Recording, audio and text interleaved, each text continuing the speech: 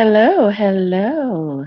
This is Nicole Reloaded, and we loaded up with another video. You know what? I should have shared this out, but I'm doing this on my phone. So let's test it out and see how it is on the phone. And I am 2 hours and something late. Oh man. I hope that y'all voted.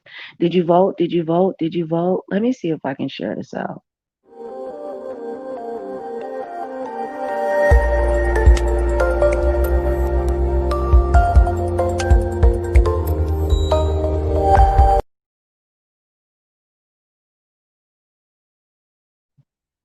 Well, well, well. This is your girl Nicole Reloaded, and we locked and loaded with another video. I voted, yes, I did. I had to drive all the way to North Las Vegas yesterday to go drop off my ballot. I was not going to go and stand in those lines. There was news people and all kinds of stuff that were out present down there on Trader Avenue in North Las Vegas, Nevada, and I made it there just in time, because there was cars all over the place. So I actually handed my ballot to an older Caucasian male. And I wanted to be like, well, is you gonna put it in a box or something? I was holding on to that darn ballot like, girl, like it had my whole life savings in it. Okay. So they said that there's been 9 million votes that have been casted in Florida, 100 million votes casted thus far. They're already talking about recounts, and there are 2.5 million um, votes that have been casted that haven't even been counted yet. So if Joe Biden and Kamala Harris don't win in a landslide, y'all, if they don't win in a landslide, I don't know. Um, President Trump definitely said that he was not going to concede. So I don't know if he's gonna walk up out of there gracefully if it's a landslide. And if the numbers is close, he's requesting for a recount. I mean, it just is what it is.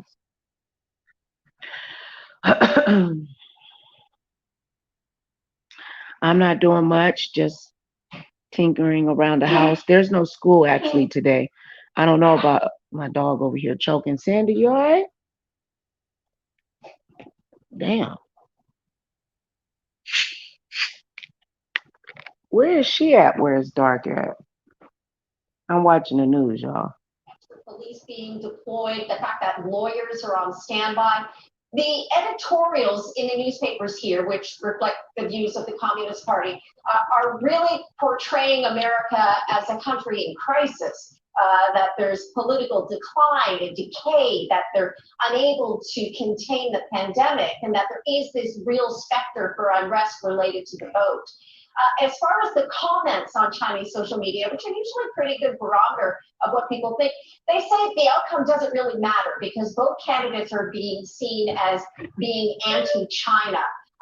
What people are saying, though, is that they will perhaps miss the entertainment value of U.S. politics if Trump is voted out. They say that he makes the news fun. You'll remember that we talked about the joke on social media here that he's called Zhongguo, which means build the nation, implying the country they believe is China. All right, Janice McIntyre live for us in Beijing. Janice, thank you. For a more historical perspective of what this election may mean and what we should expect come tonight, I'm joined by Rogers Distinguished Professor at Vanderbilt University and MSNBC contributor John Meacham. He is also the author of His Truth is Marching On, John Lewis and the Power of Hope. John, great to have you with us. So first off, as someone who has studied American history throughout their life, can you put into perspective what these next 12, 24 hours means for the life of this country?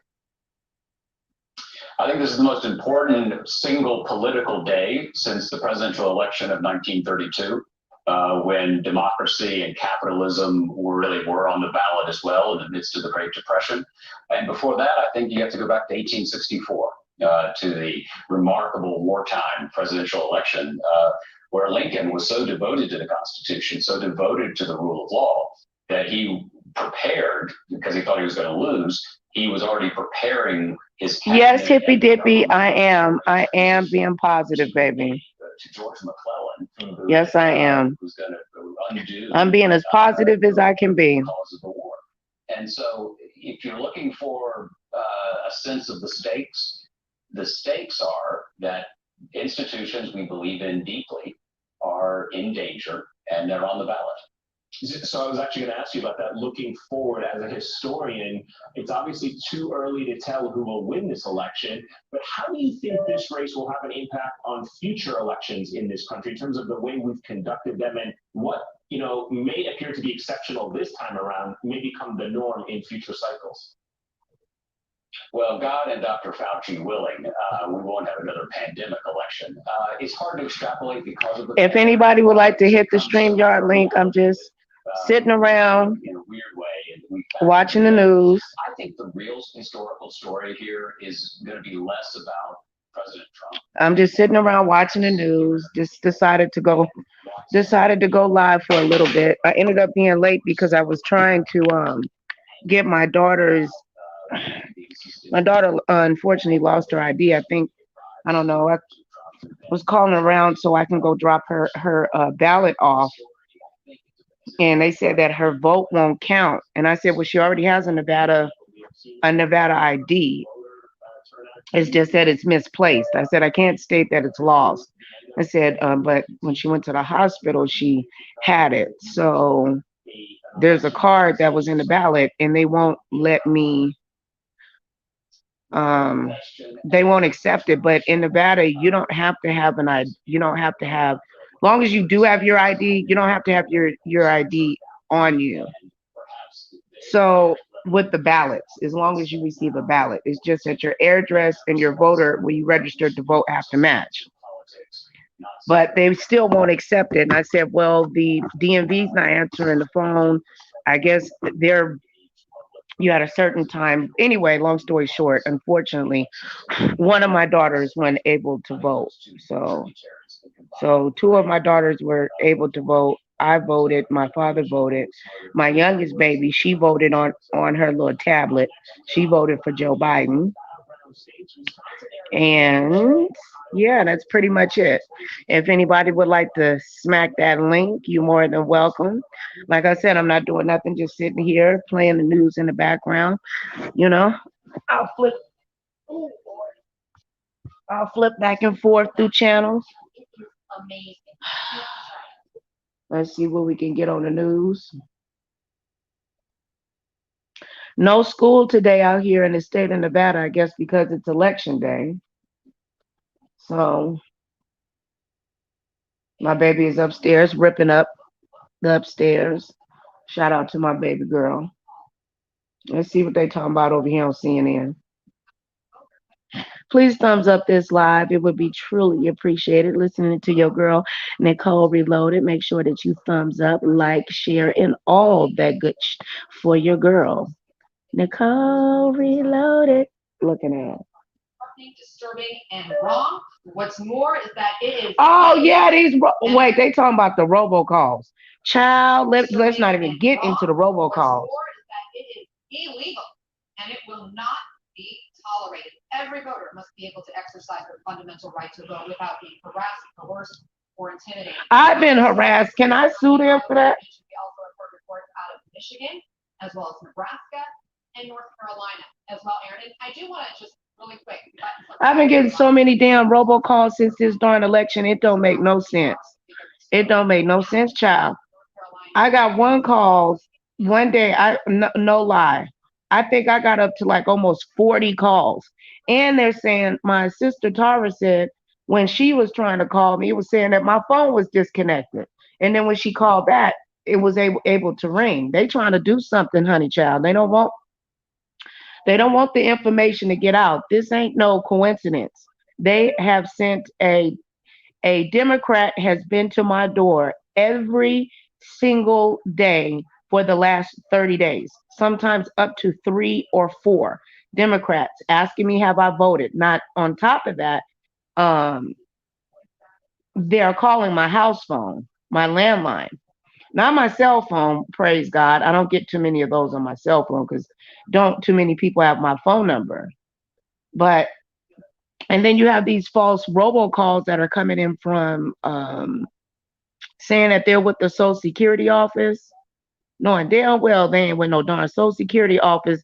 How you work at the Social Security office with you don't even sound like you speak English with a whole bunch of people in the background? Who in the hell do you think you fooling, child?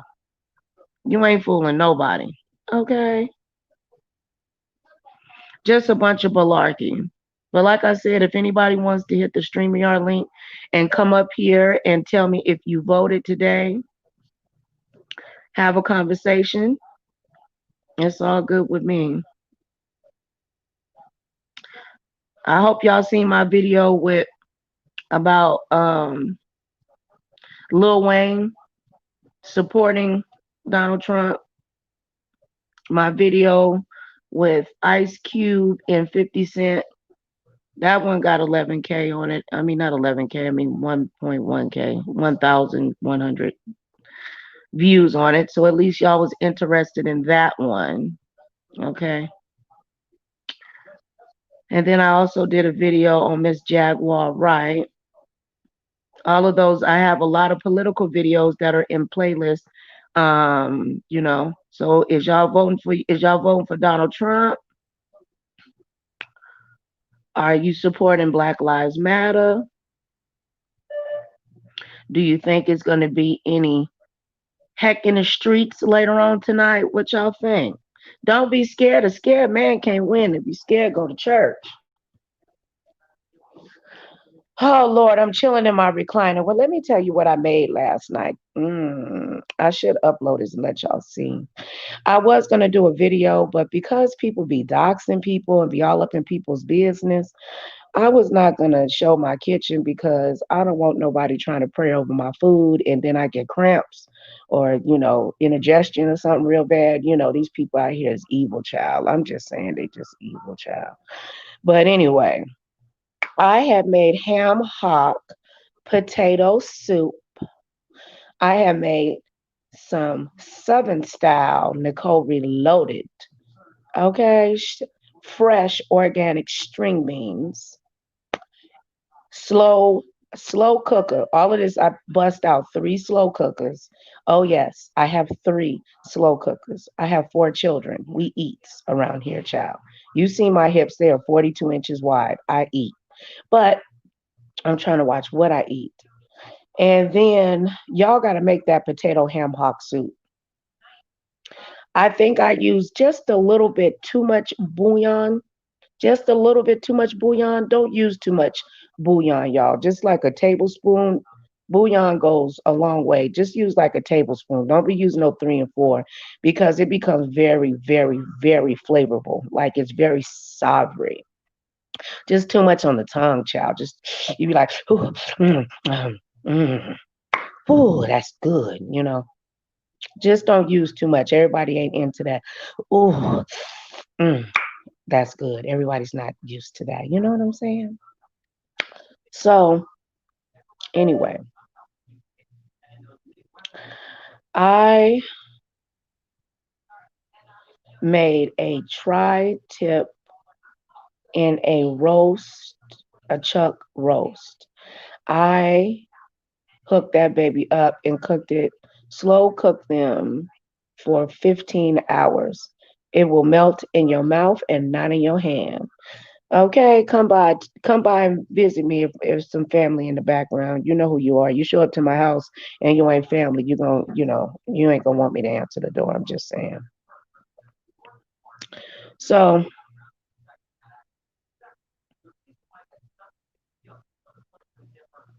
let's see what they talking about on the news. In person, early vote 32%, voted by mail 45%. which was much more Democratic. And we're expecting that to carry through Election Day. So we really do need to be patient, because the fact is, the early slew of votes, depending if you're in the South, they might be much more pro-Biden, versus in the North, they might be much more pro-Trump. So we just need to be patient here. Right, it's absolutely right. You got to be patient, and just because it looks very much like it's going one way or another doesn't mean that at all. It just means you got to wait till that next big clump of votes come in. Hey, T-Love, how you doing, baby? Thank you for stopping by. Thank you. You have a good day, too. God bless you, babe. Possible controversy this hour about a campaign war room at the White House. We'll explain exactly what I'm talking about next live, and what to watch for tonight. Some key indicators that could tell you, when you look at specific counties or places, what can tell you early on who America's next president will be.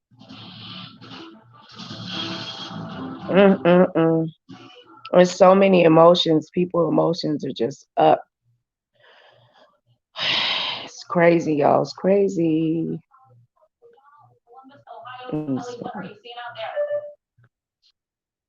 Well, Dasha, this is a state that likes to take pride in its ability to predict the presidential winner regardless of party. There's an old saying in presidential politics, as Ohio goes, so goes the nation. We're in the Columbus area. This is Franklin County. This is an area that would be expected to turn out very strongly for Joe Biden today. One of the Democratic areas, like the big cities that we see in other states. The rural parts of the state, the exurbs, those are places where Donald Trump has shown strength. And we're talking to elected officials, campaign pros, and so forth. They think they've been able to squeeze out additional voters who had not been identified before. Ground game for Donald Trump. Now, of course, he won in this state 4 years ago. Can he repeat that? Well, both parties are saying they expect it to be much closer, and they expect that when the early voting is tabulated, those first returns come in after 7:30 when polls close, expect a big push to be Biden votes. That will include absentee early mail-in ballots that would be among the first to run through the system. And then it'll be a watch through the night to see if President Trump can chip away at what is expected to be that Biden lead if it goes as expected. So this will be a state to watch where the story may change as the night evolves. Eamon? All right, that was the wraparound from across the country at this hour. Kelly O'Donnell, Gabe Gutierrez, Bonnie Hilliard, and Dasha Burns. Thank you to all of you. Up next, I'll be joined by Massachusetts Congresswoman Ayanna Pressley. How does she see the Progressive Caucus evolving after tonight? You're watching MSNBC. So they're going to be discussing the Progressive Caucus on MSNBC coming up on after their break. CNN right now is on a commercial. They're saying that CNN is America's Choice 2020. Let's see what Fox talking about, child. Even the numbers of National Guard or the locations, and the Justice Department, as is traditional, is also monitoring polling sites in Florida. The polls across this state with 2 time zones will shut down 8 p.m. Eastern time. There was a tight battle 4 years ago. President Trump winning by just 1%. We could see an early indication since Florida has begun processing early votes more than 2 weeks ago. Bill, back to you. Thank you, Steve. I want to bring in the Republican Governor, Ron DeSantis, who joins me now. Sir, good afternoon to you. They saying that Donald Trump going to win Florida? The in-person voting's been open for 9 hours in Florida. What are you hearing on the ground? Well, Bill, we went into this election with Democrat ballots outnumbering. Hey, baby, how you doing, Viper Sniper? Much love to you too, baby. I've missed you. How you been? I hope you all right, my love. I hope that you're doing all right. I'm just sitting up here chilling, playing the news in the background. Maybe somebody might show up. Maybe they won't. It's all good. You know me, baby. I holds it down over here on Nicole Reloaded. I love my people, but if my people are busy and doing other things, I don't trip. I can come on and have a conversation. My people eventually get it. Whoever's meant to be will hear my voice. I ain't even tripping, man. I'm a real content creator. I don't need a crowd. You know what I'm saying, baby? I love you too. Shout out to Periscope. What's cracking, my Twitter followers? Y'all my family, though. Y'all not my followers. Y'all my family. I need the real deal Holyfield. So let's see what's going down in Florida, y'all. I hope y'all can hear. Y'all more than go ahead and twerk on that link. Don't be scared now. If you're scared, like I said, go to church. We had the guard out for the protest in June, and we were able to get through that. So I think hopefully everything will be okay. How you doing, we just Jeffrey? Have to be prepared, and we're going to defend our citizens if we need to. Anecdotally, we are. Well, thank you. You're quite handsome yourself. Is that your picture? Because that's my picture. Did you go out and vote, Mr. Jeffrey? Hold on, a handsome black man that walked in the room. I might have to turn this down. You can share this video out for me if you would like to, Jeffrey. I would truly appreciate it. And follow me on other social media platforms, which is available in the About section. But for now, you can slide that thumbs up. So, did you go out and vote, Mr. Jeffrey Shorts? Did you vote? And if you want to, you can share who you voted for. But if you don't, you don't have to. I don't care if you voted who you voted for, as long as you got up and you went to vote. That's all I care about. Everybody has a right to choose who they want to vote for. Ooh, Viper Sniper said, ooh, you sound so sexy. Maybe because I'm on my phone and I'm not on my laptop. When I'm on my laptop, I be yelling. Well, I talk really loud because I don't think y'all can hear me. So, and I be, I be getting up and moving around. I don't want to move this around because if I, what's up, Fossil Creek? What's going on, baby? How you doing? You finally got a notification. Okay. Fossil Creek said he voted for Trump. My day is going good, Jeffrey Short. Jeffrey Short said, yes, he did vote. Viper Sniper said, ooh, Nicole Reloaded sounds sexy. He's giving me love. Y'all make sure you thumbs up this video and share it out. Jeffrey Short said, did you vote for Trump? Jeffrey Short, were you a bad boy? That must mean you have money in the bank. You voted for Trump. I know that the brothers, a lot of the black brothers, oh Lord, now if this camera slip, they is gonna put me on Lipstick Alley. They're gonna be like, Nicole titties is big. We can't be having that. Let me move this camera out the way, child. And the beeping that you hear in the background, that is not my smoke detector. That is my alarm system. So anytime my children move throughout the house, if they get towards the back door, so I know if they're going out, it'll go beep beep. Okay. Well, shoot. Well, since you can vote for Trump, can you $ Nicole Reloaded on a Cash App? I mean, I'm just saying, since you can afford to vote for Trump and all, you can hook your girl up, or you know what I'm saying? Spoil a pretty lady. Ain't nothing wrong with spoiling a pretty lady. You know what I'm saying?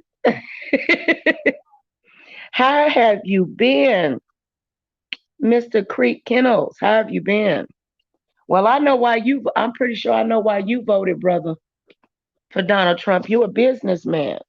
A lot of people are, frustrated with the Democratic Party, unfortunately. They don't feel like there actually has been change. And there's people that are extremely frustrated with Donald Trump and his actions, and that how they feel.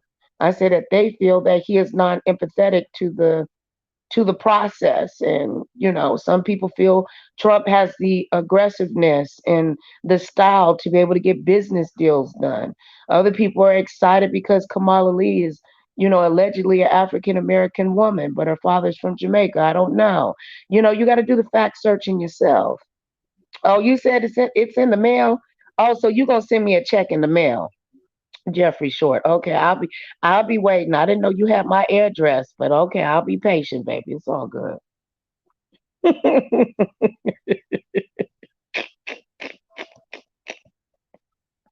I know. Have you been getting my comments, Mr. Kennels, Mr. Brian? Have you been getting my I've been leaving you I left you several comments. I know on some channels, I think that I might be shadowed or whatever, so you can't see me sometimes. But I was in the live where you guys did where the dog got bit by the snake. Yeah, y'all check out Mr. Fossil Creek Kennels. hmm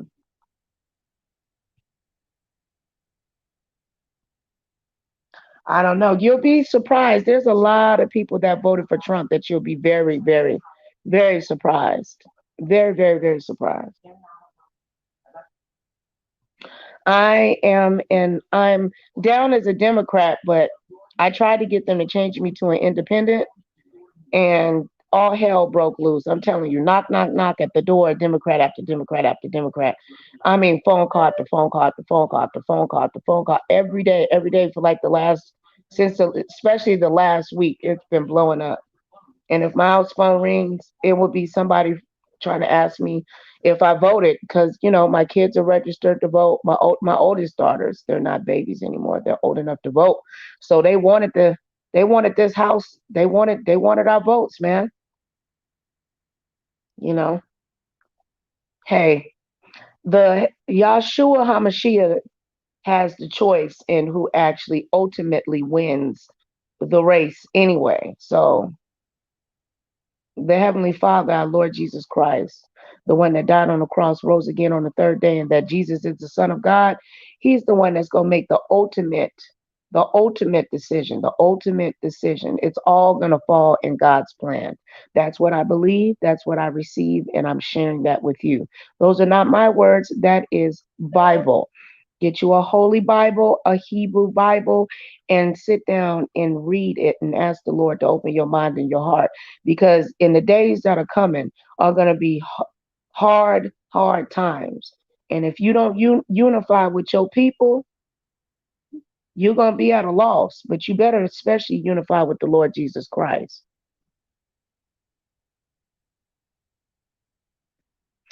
Okay, Keno said his was better of the two, in my opinion. I don't agree with all his runnings of his mouth, but his last 4 years, our economy has been awesome, better than it's been in over 20 years. Uh-oh, there go the phone. See, that's somebody calling from the election right now. I told y'all. Jeffrey Short says truth. So he agrees with you. Or, yeah, yeah, there's a lot of people that feel that way, you know. And a lot of people don't even want to admit who they voted for because they don't want to get the kickback. They don't want, you know what I'm saying? So here it go for you. Here, there go the president. That's for your vote.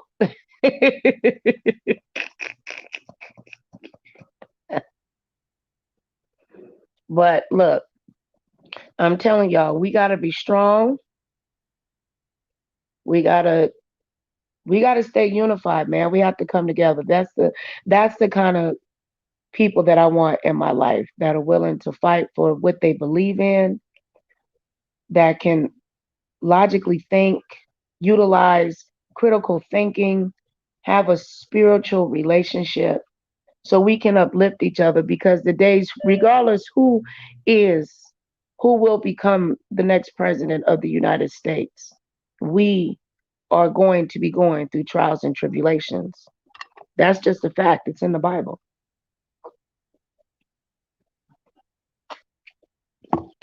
Yes, if I accidentally turn this camera on, you're going to see nothing but titties. Okay. And I do not want my account taken down. Okay. So, yes. hmm That is true. Y'all want to get on? Y'all want some? What y'all want? Y'all want some rain? Let me give y'all something pretty. Okay, y'all come with me and let's sit out here in this beautiful swamp together and let's talk about this election, y'all. Did you seen it?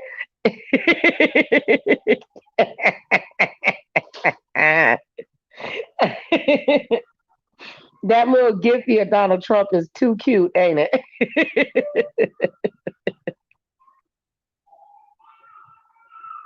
Oh, my baby is. Oh, Lord Jesus. You hear my child? Help me, Lord.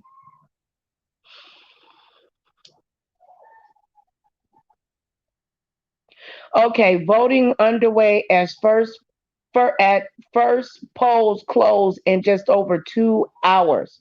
Y'all better hurry up and get down there and vote. You have how many polls close at each hour, and then obviously some of them we may know the answer to right then, and others we may not know for quite some time because of these lags in counting votes.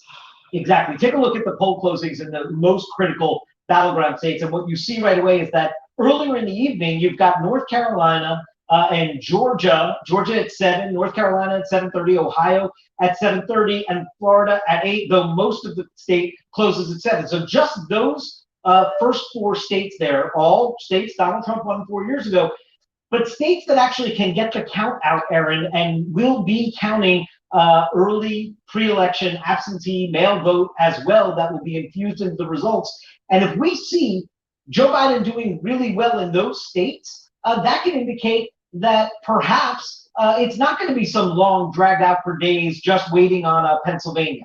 Now, if we see Donald Trump holding that territory, then it perhaps will indicate to us, we may be waiting on those Midwestern Rust Belt states that will take a little longer to count. So I think that the early Sun Belt states there that close are going to give us the indication, are we in for a long haul here, or might this thing actually make itself clear sooner than we initially expected? Right. And as you point out, even if Trump wins one of those states, but it's extremely tight, and to your point about demographics, that may give you an indication of where another state is going.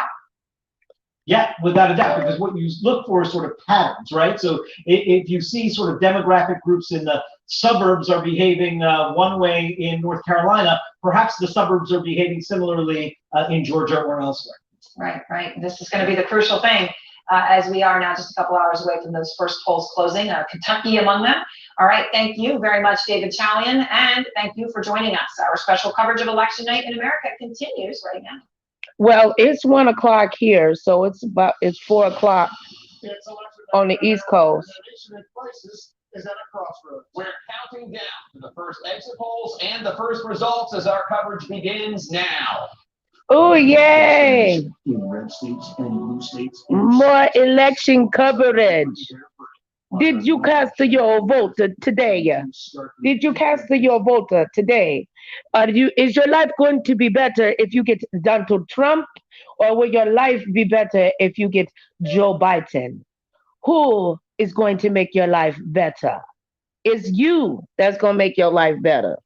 Is you out there hustling? Is you out there unifying with your people in your community? Is you opening up your heart and opening up your mind and your spirit? Now, everybody is concerned about, now, when you went and vote, I hope that y'all took your time and looked into the judges that are in your district. It took me 3.5 hours. I'm not going to lie. You can roast me if you want to. But it took me 3.5 hours, Lord. I had opened up that ballot. I said, oh, well, who I'm going to vote for? Jesus said, well, you got Joe Biden on the ticket. I said, well, Jesus, I'm not feeling Kamala, Lord. I thought she was an African-American woman. And then I did some research and found out what Kamala was involved in. Oh, yes. And when I looked, I said, damn, she locked up all my cousins on my biological family side. She locked up my daddy, too. Found out she locked him up for weed. Gave him many, many years, Lord. I said, Jesus, I don't want to pick Trump. Oh, no, please, Lord, because I don't like Mike Pence. He don't look like he know how to speak, Lord. Jesus said, well, I want you, Nicole, reloaded. I want you to go deep down in your spirit. And I want you to get on your knees and pray.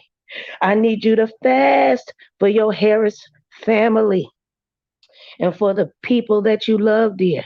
So I said, well, Jesus, I got on my knees. And when I got on my knees, I opened up my ballot and I seen all these judges from the Supreme Court in the district court. And then I grabbed my pen with tears in my eyes. I said, man, I've been in front of this district court judge before. Oh, yes. And this family court judge, too. I said, well, I might vote for this one, but this other one he can't do.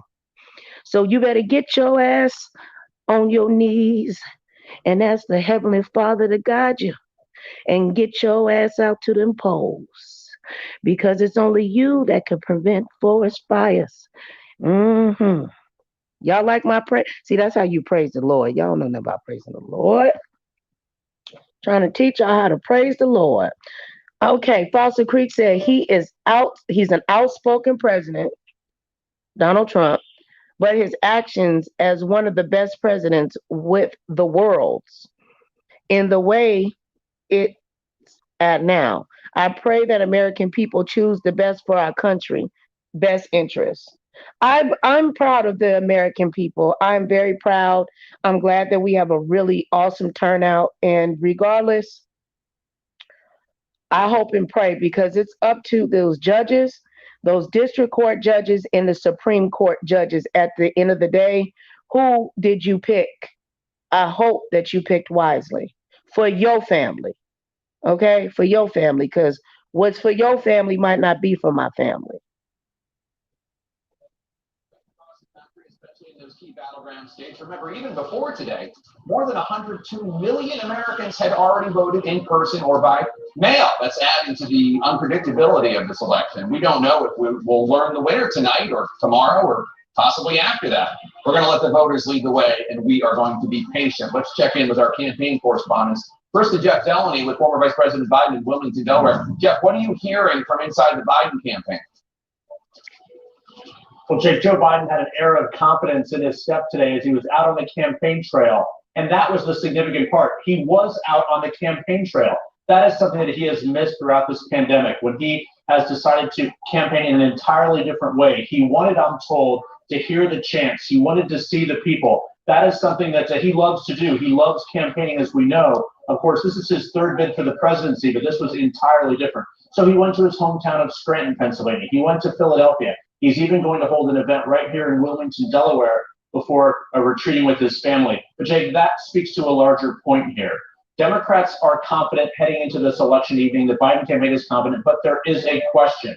Was enough done? Because how they handled coronavirus essentially changed how they campaigned. They transitioned this to a virtual campaign some 8 months ago and largely stuck with that until the very end here. That, meant that Democrats were organizing in a very different way. The backbone of most winning Democratic campaigns have been door to door, on the ground. That's what won the White House for Barack Obama and the vice presidency for Joe Biden. So talking to campaign officials said, we have no regrets how we ran this campaign, but they do have wonders if they did the right thing and if the pandemic will impact their turnout tonight. Jake. All right, Jeff Zeleny, thanks so much. Now to Caitlin Collins. She's covering President Trump. He's at the White House right now. Caitlin, what are you learning about the president's thinking?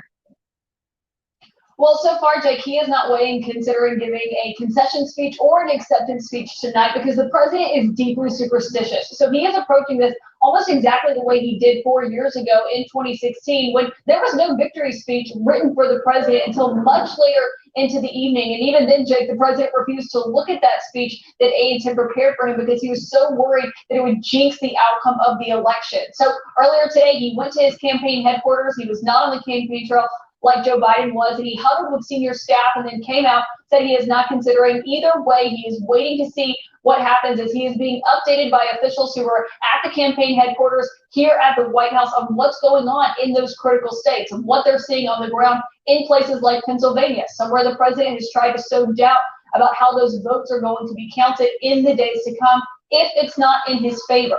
So we do know there's plenty of celebration, some kind of event here at least at the White House tonight, Jake, where they invited hundreds of people who are going to be tested for coronavirus at the Trump Hotel beforehand. But the question is, when are they going to see the president and what is he going to say?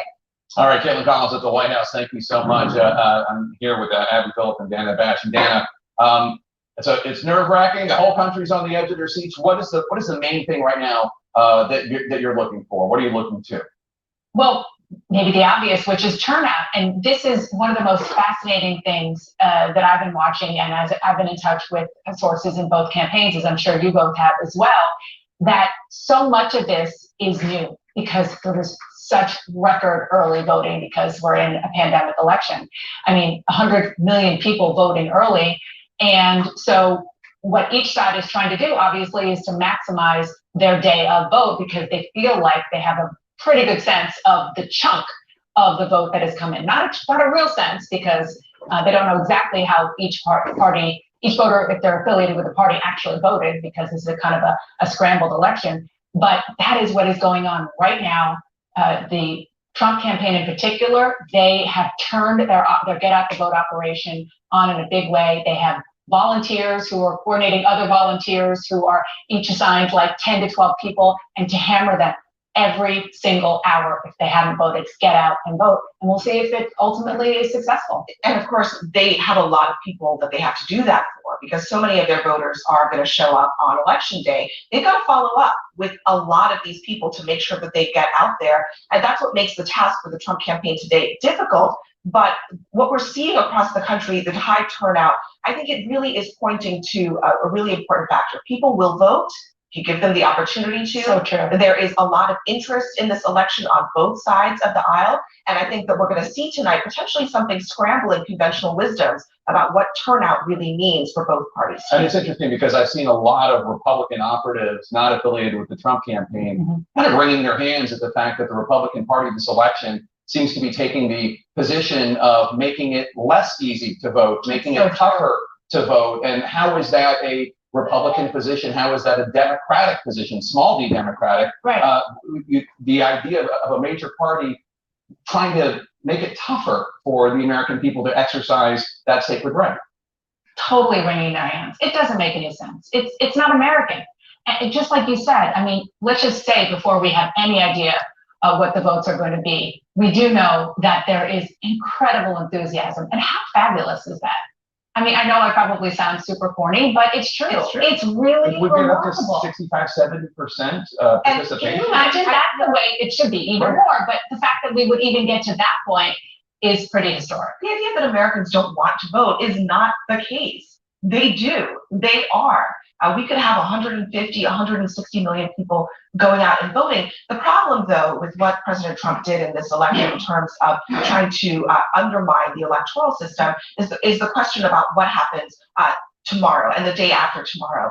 Do Republicans double down on some of these positions that even Republican lawyers believe are really indefensible, because they are really aimed at preventing people from having access to the ballot? But we were just talking about turnout. President Trump wants his people to come out to the ballot and vote. Right. It does not make sense to make it harder for those people to vote either. So how long can that kind of position continue? What are you looking for from in terms of if you were at Biden headquarters right now?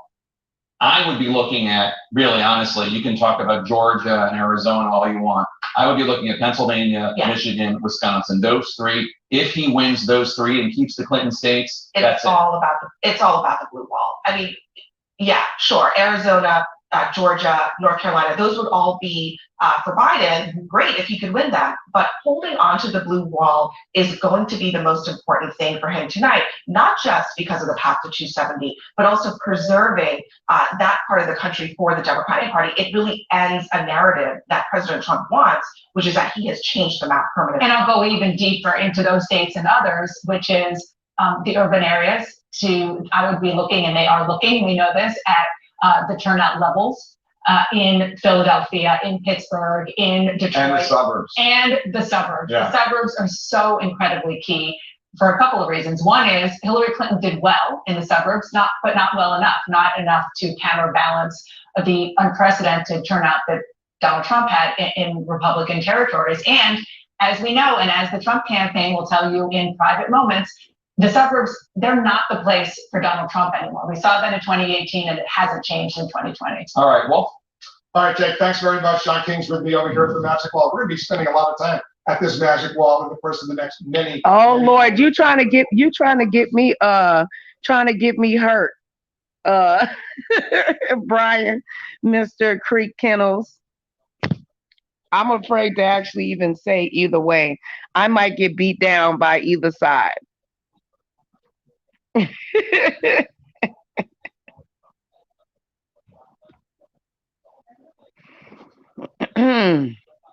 I'll just say, no, I voted for Trump. I did. I voted for Trump, but I picked all Democratic. I voted for Trump, and then I picked all Democratic. And then I picked the best judges. And the reason why is because the history of Kamala Harris. I do like Joe Biden. Um, I wanted to vote mask, mask, mask. She wanted to follow you. You got to put a mask on. You can't go outside without a mask. Where's she going? Yeah.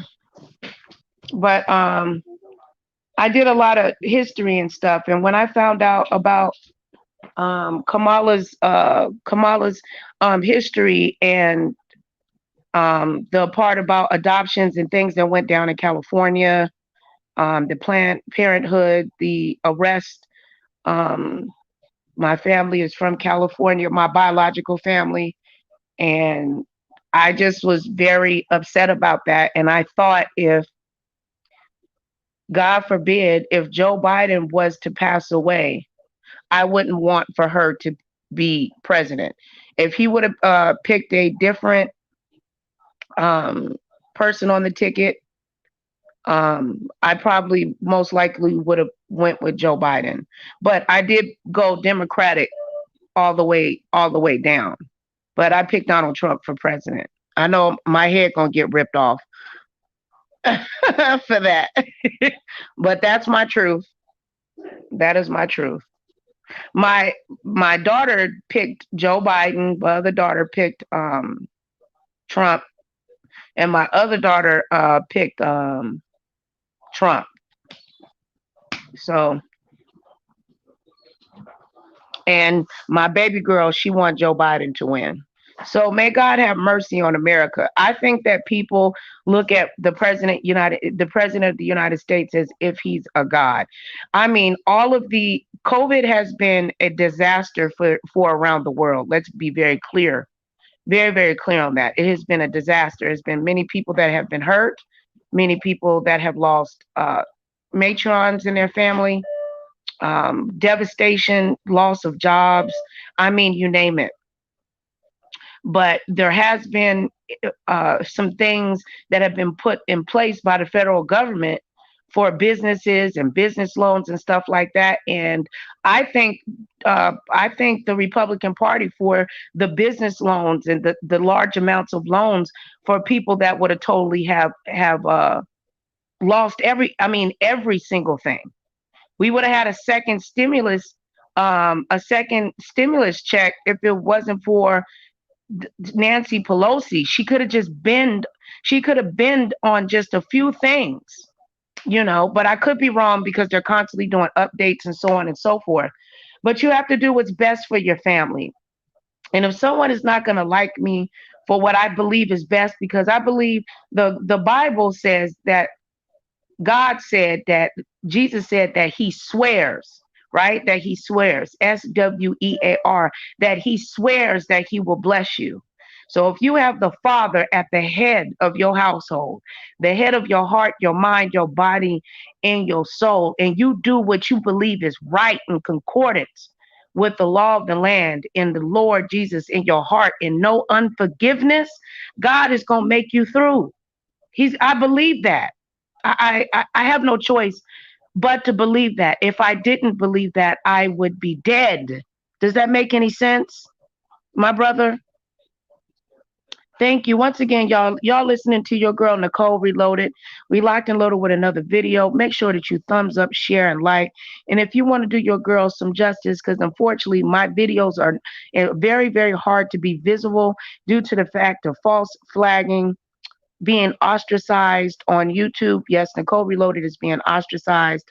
No, I'm not crying like a baby, but I have a lot of people that claim that they hate me based on the affiliation of who I'm affiliated with, instead of getting to know me and loving on me and stepping out and saying, hey, what's up, Nicole Reloaded? I would like to have a conversation with you. Okay. And I do need to change my email because my email is full to capacity. So I don't even know if any of my emails will even come through. So I'm gonna have to change my email address and figure until I can clean out my Nicole's Reloaded at gmail.com.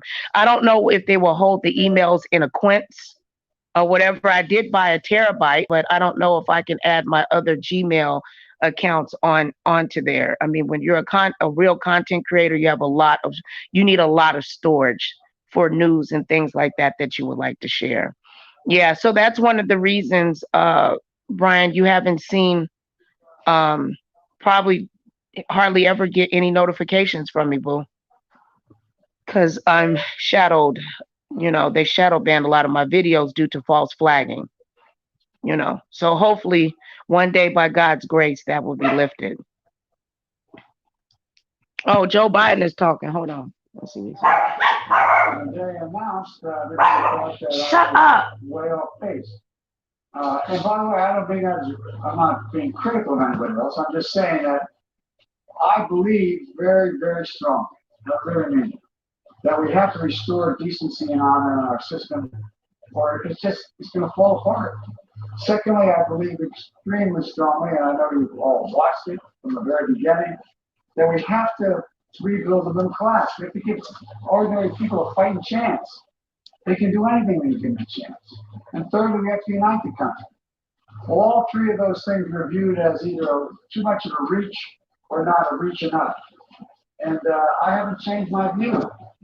And the sad thing, Brian, I felt guilty in a sense. I've been a Democrat ever since, I was a young woman, and I felt like I violated my people or something by making that choice. It was very, very difficult for me. It was very emotional. Um, it was one of the hardest voting decisions I've ever made. I feel that I've made in my life. But this was the first time that I actually really voted based on facts, on the most facts that I could put, that my brain could retain without me having a nervous breakdown. It was a very, very difficult decision. I didn't pick until probably an hour before I dropped off my ballot. And I actually made my baby do eeny, meeny, miny, mo. As God is my witness, she went eeny, meeny, miny, mo, pick on Joe Biden and Donald Trump. And it landed on Donald Trump. If it would have landed on Joe Biden, it would have been Joe Biden. I couldn't, it was just a very emotional, it was very, very difficult. And when I look at him and I see Kamala, I feel like I feel guilty, like I did something wrong or something. But that's emotion. Emotion is not what get us Supreme Court justices. Getting out on the ground and campaigning and fighting for laws, because who was really important was picking who's going to be in the Supreme Court in your district. Because if your family have to go through some stuff, you might have to go to the Supreme Court. I hope people studied these judges, because those judges were very important on that ballot. And I didn't play no games. I researched every single judge that was on that darn ballot and prayed that I made the best decision for my family. That's right, Chocolate. Tell them, Chocolate. And all the 13 lifeguards I work with, all of them became really successful in their lives. And but it was interesting that we'd sit and talk, and they'd ask me. I probably lose all my subscribers now, huh, Brian? Jamie asked me, "Do you have a jerry can, meaning a 5-gallon can for gasoline?" I said, "No, what do you need a jerry can for? I'm going to go see my grandmother." I said, "What's she need it for her? Oil burn or something?" No. And it's not like I don't dislike Joe Biden. I don't dislike Kamala. I don't dislike her. But decisions that she made in California had effects on my family that currently, on my biological side, that are still being affected today. And I had a very hard time saying, gosh, if Joe was to pass, if she was the president of the United States. Now, the president can't make any decisions without Senate. Okay, they need Senate and they need the Congress. So that's the reason why I said, if it does land on whatever, I still was gonna go straight down Democrat. Period. This was an independent vote. It was independent, and I just hope that people can respect and understand. And I understand why Why? And there's so much more information that I found out about the Black Lives. I stand for Black Lives Matter. I stand for Black people's lives being important. Yes. I stand for all people that want to live under the glory of, of the glory of God, not people that, not saying that, I mean, I have love. God said we're supposed to love all fellow man. It's not for me to judge. You know what I'm saying? But you're supposed to come up among those that are not, you know what I'm saying? That's not, they doing all that evil stuff. You're supposed to, dip set and pray for them and, get on, You are like the people, you are like the people you hang with in instance. The bird don't fall too far from the tree, so on and so forth. Nobody forced me to make this decision. Nobody, it was up to me. It's my brain. I can think for myself. I don't know why people think that I can't. I guess it's because I have such a young, pretty face. Maybe that's what it is. Maybe they think I don't know how to think for myself because I'm so cute.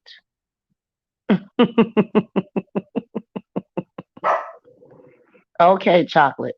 Okay, you want to hear Joe Biden, chocolate? Okay, here, baby. Come here. No, I don't. I mean, look, it depends on what he says and how he says it. But oh, did y'all hear that not Joe Biden, that Donald Trump is super, like, has superstitions, and that he does not have he is not conceding. He ain't gonna have no concession speech. They're saying that all the votes, unless it's a landslide, that it's not going to, that they're not going to, we might don't even have the answer of who the winner is going to be today. Oh, Lord. Mm-mm-mm. Hold on, what my brother say? Hold on, what my brother say? Let me find your brother. What you say? Yay. Okay.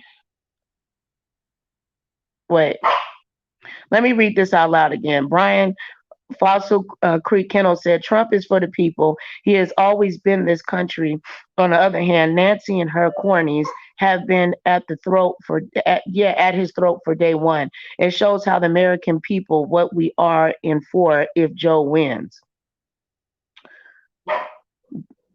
You also say, I'm still here, sweetie. People will fall off and you will gain the respect of others.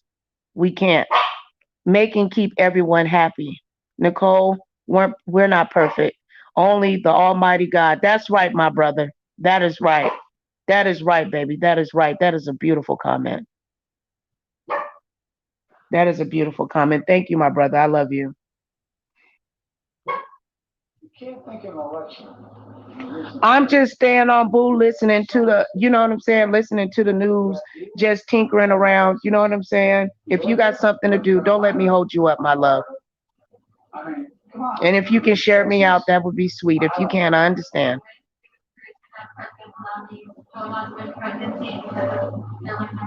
Well, but there's also been other traditions. They haven't been able to win unless they won Pennsylvania.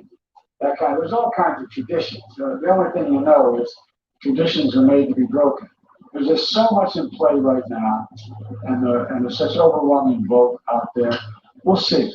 And if there's something to talk about tonight, I'll talk about it. If not, I'll wait till the votes are counted the next day. Okay? Thank you.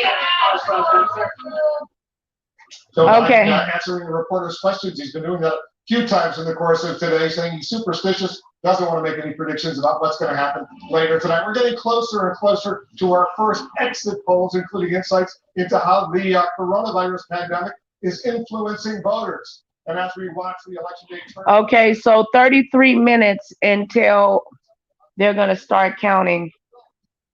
Oh Lord, some of the election places are going to be closing at 4 p.m. So they're going to start the counting. Oh Lord Jesus, it looked like I'm waiting to see at the doctor's office. Is it a boy or is it a girl? Is it a boy? Is it a girl? Is it a boy? Is it a girl? Oh my God. Did he cheat or didn't he cheat? Did he cheat or didn't he cheat? Oh my God. This is nerve-wracking.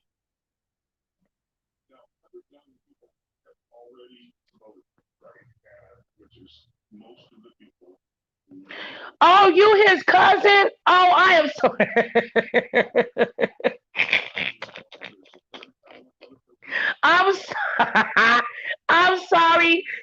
Well, Finley didn't warn you and tell you that that I wear glasses. I don't have my glasses on. Brian, I'm so sorry. Brian, forgive me. I forgot. I forgot. I'm so sorry. I feel well, you can't go live yet? How come you can't go live? You know, if you download the Prism app from the Google Play Store, you can go live. Yes, you can. Download the Prism app and you will be able to go live, my dear, before you get to your 1,000 or however many it makes you have. I'm sorry. Okay, so I'm not Finley. This is not Finley Rivers Kennels. I'm his cousin. You thinking of Jeff? When you said live streaming, I can't go live yet. Oh.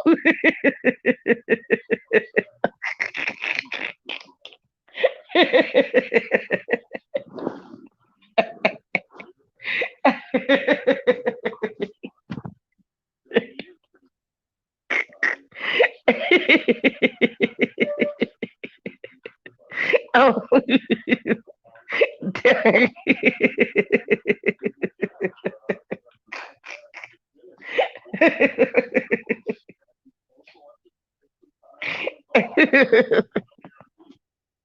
That's what I'm gonna blame my vote on. I'm gonna be like, I voted for Trump because I didn't have my glasses on.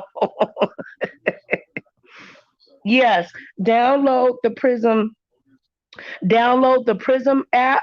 If that doesn't work for you, download Stream Labs. Stream, not Stream Yards.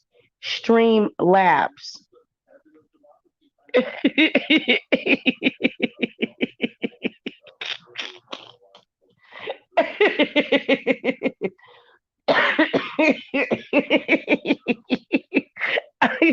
I thought, I thought I was. Hey, well, you family over here too, Brian. So it don't matter. I done confessed my soul. I thought I was talking to Jeff, but I was talking to his cousin.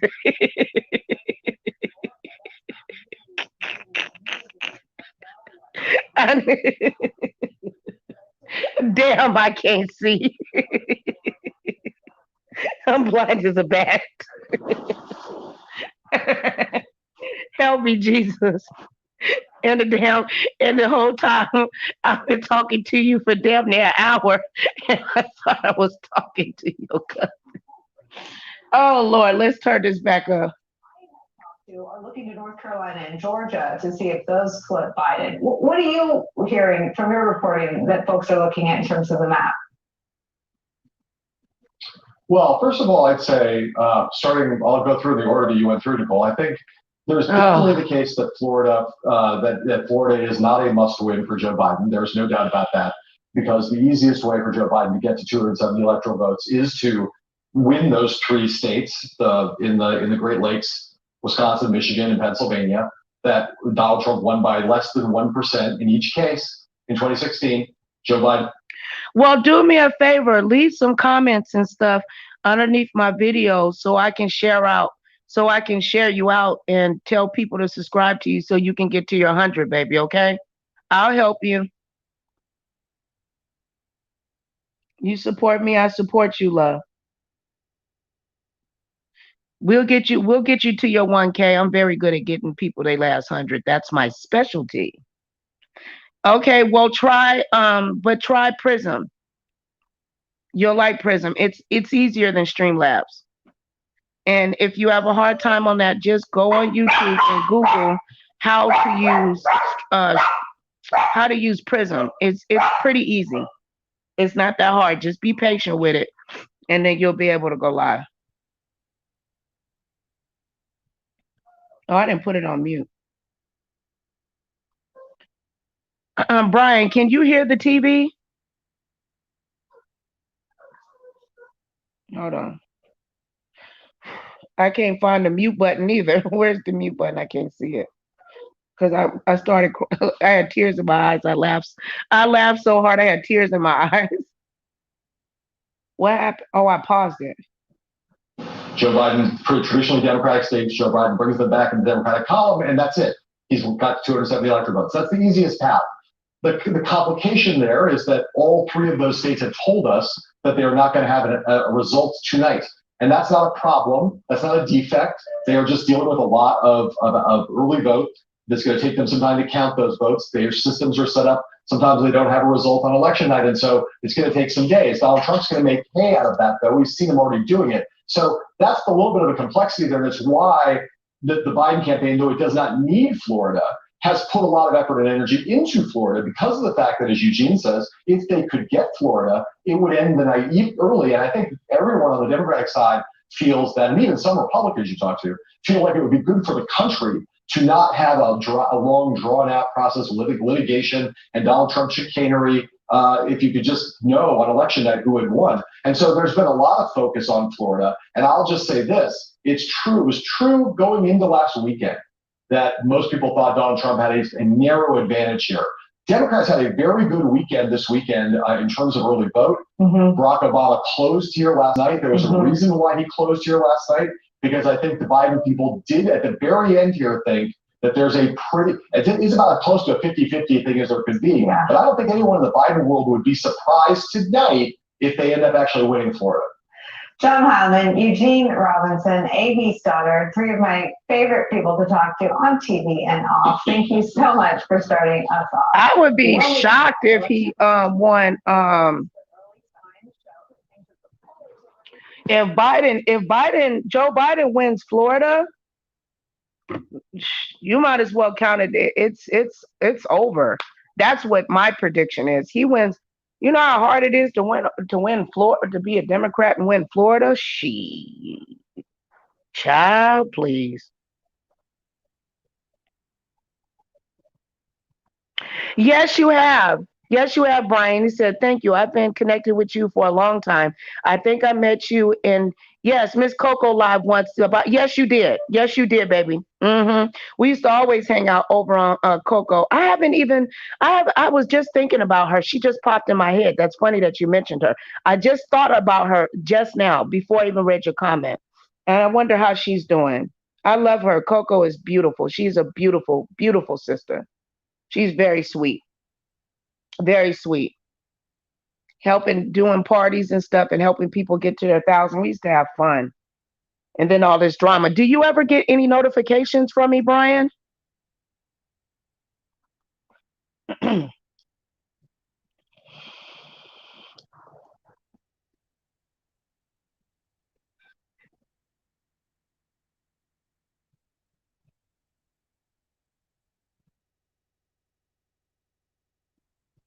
My dogs are crying.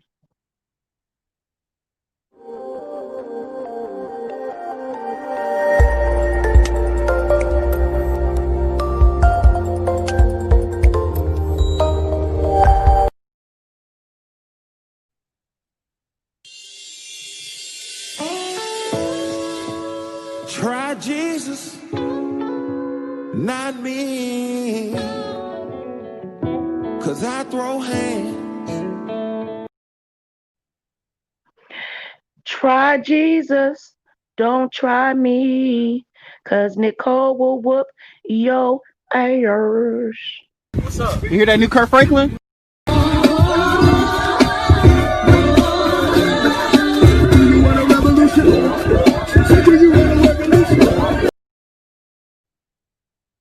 Do you want a revolution? Oh, she hasn't been on in a while. Oh, okay. Oh, she's doing all right. I'm gonna reach out to her and see how she's doing. I hope she's doing good. Yeah, we need to check on our sister and see how she's doing. Let me let my dogs out real quick. Hold on real quick, baby. Let me see if I can turn something on. It'll be playing in the background. Let's see what they're talking about on Fox.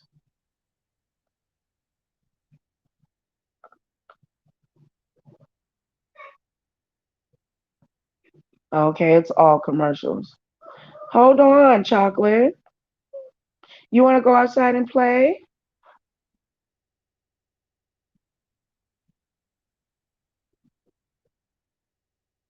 Oh, well, I appreciate it. Brian said, yes, Mama. I get your notifications. I'm normally busy, but I was off work today and thought I would come and show you some love. Well, I really appreciate it. I need all the love I can give, boo. I really do. Can you let the Dumb and Dumber out for a minute? Hand me my Perrier water.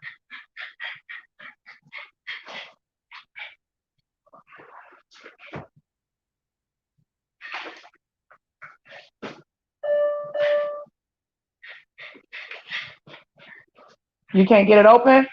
Try at the bottom.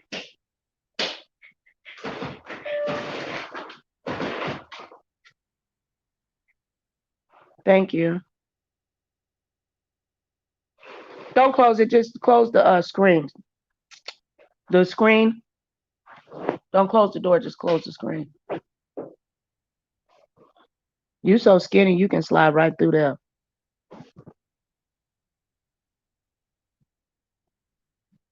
Hand me my Perrier water, babe. And Cheyenne grounded. What is she doing outside? Go get her bad butt. And put your mask on. Sorry about that, boo. Okay. I got a sweet tooth, knowing damn well I'm not supposed to be eating no sweets. I want some sweets, child. Oh, Lord. Okay, let's see what they're talking about. An impressive view. Look at this of 1600 Pennsylvania Avenue in the White House as Americans are deciding who will serve in the White House for the next 4 years. We're standing by for our first exit. You ain't the only one that need their hair done. Brian said, I need to go cut my hair, sweetie. My clippers just came in the mail. I need to cut this mop off my head. Well, enjoy yourself and you have a wonderful day. I'll check you out and see your fresh haircut. Make sure you do it right now. Don't come on here with one side longer than the other and they're going to roast you. All right, boo. I'll be here.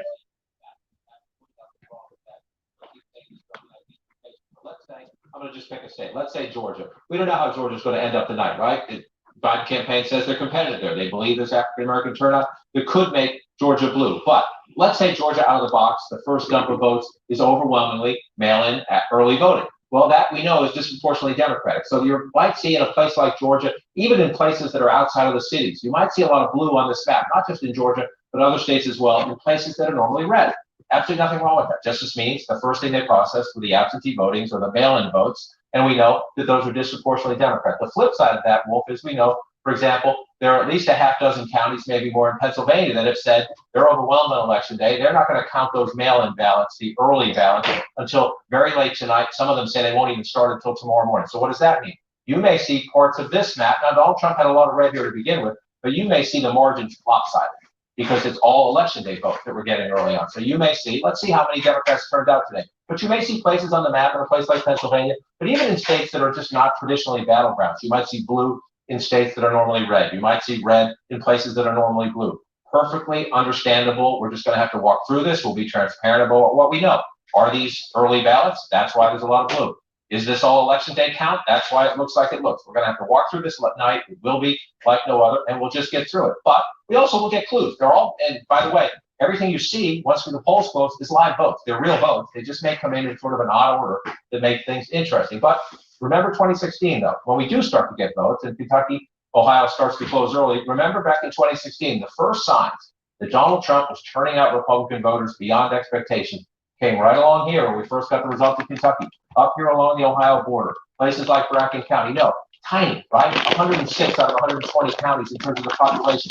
It was not going to change the state, and we knew Kentucky was going to go red, but what did we learn? Donald Trump was running it up. That people were coming out of the woodwork, and that he was by significant margins overperforming past Republican nominees. Inroads in blue-collar, white, rural America that helped Donald Trump to his victory. Why did that matter? We knew Kentucky was going to go red 4 years ago, but there were voters just like that in Southern Ohio. And we started to see that as well. And guess what? If you follow it over, there are voters just like that in southwestern Pennsylvania. That was the first sign of the night. So that's what we'll be looking for tonight when we start to get votes out of Kentucky, out of Indiana, out of Ohio, match those counties up, especially the small rural places. One of the key tests tonight, can Donald Trump surge turnout on election day? We'll get some early clues in those results. And then Pam was talking earlier about other results. We do expect North Carolina. There's a delay in reporting the results because they're keeping some precincts open a little bit longer. But once those results do come, this will be a key test. We know in 2018, the suburbs revolted against President Trump. Does that continue? Donald Trump narrowly carried the suburbs 4 years ago. One of the reasons he won North Carolina, pretty close election there. So what are we going to watch? We're going to watch Mecklenburg County. This is absolutely essential for the Democrats. Does the African-American turnout in Charlotte go higher than that? You see the numbers. Joe Biden needs to have seen Hillary Clinton's raw vote numbers. There's also a ton of growing suburbs around here. What is Donald Trump's number in the suburbs? That's one place to look. Another place to look, one of the fastest growing areas of America up here, Raleigh-Durham, the suburbs around here. So you bring up Wake County here. This is absolutely critical. You see 58 to 38, right? 20 points 4 years ago. How is Joe Biden doing here compared to Hillary Clinton? Or the flip side of that, how is Donald Trump doing there compared to Donald Trump? The fast-growing suburbs up here, they're more diverse, they're younger, they're more college-educated. They are the very voters who revolted against the Republican Party in 2018. We will get in these early states, North Carolina among them, some early clues, and then we'll just watch it out as we follow across the country. Even in a traditionally red state like Kentucky, we'll get some early results coming in. Will we get a sense of how Biden is doing based on the early results we're seeing in a red state like Kentucky? Yeah, so let's go back to Kentucky and let's talk about, again, we've had every expectation that Kentucky will stay red this year. Let's see. We're open to surprises, right? We're always open to surprises in elections. Remember, the Senate Majority Leader, Mitch McConnell, is running for re-election in Kentucky. He has every expectation to win re-election in a relatively close race that he expects to win. However, this is why we're here. It's election night. We get surprised sometimes. So what are we going to look for there? Number one, I just mentioned these smaller counties up here. This is Cincinnati. Some of these northern Kentucky counties here, like Kenton, this is the Cincinnati suburbs, essentially. It's over the state line into Kentucky. But let's watch. You see it here, 59-33. If you move over, you come over here, Campbell County, 59-34. Is Joe Biden doing better just across the border here? If so, that tells you he's probably going to do better in southern Ohio as well, in the suburbs around Cincinnati. There's a big House district at play in the suburbs around Cincinnati as well. Plus, we'll see this. When you come into places like Fayette County, this is Lexington, Hillary Clinton won it, but look at the margin, 10-point margin there, 9-point margin if you round. So this will be absolutely critical to see. And again, it may not swing Kentucky, but is African-American turnout up? And in all the suburbs around here, a lot of suburbs around Lexington, a lot of suburbs around Louisville as well. Is Joe Biden overperforming Hillary Clinton? Or if you want to flip it, is President Trump underperforming, especially in the suburban areas? Kentucky will give us an early test, even though we do not think it'll be a swing state tonight. The polls close in Kentucky in an hour and 15 minutes, 6 p.m. Eastern, so we'll get some results. Then coming up, the big reveal of our first exit polls. We're going to get insight into how the night will potentially play out. We'll be back in a moment. In New York.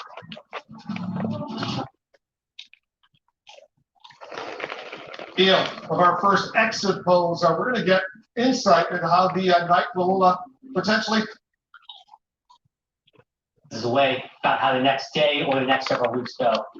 Jeremy Bash and Peter Baker, I know one thing for sure, no matter what happens tonight, we will be calling on both of you to talk us through it early and often. Thank you both for making time for us today. Up next for us, we'll get a sense of the fork in the road. These candidates are out for just a few hours until polls close on this election day 2020. Don't go anywhere. We'll be right back. It's like meat.